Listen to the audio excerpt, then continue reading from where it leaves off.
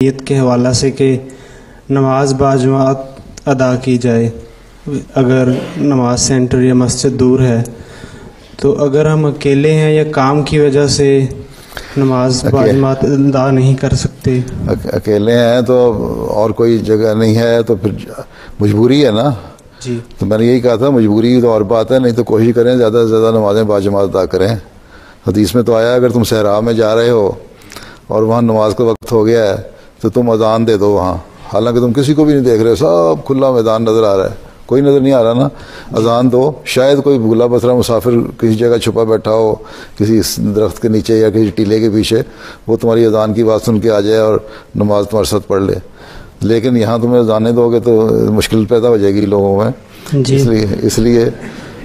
इसलिए अपनी नमाज पढ़ लो, ठीक है जी ज़रूर।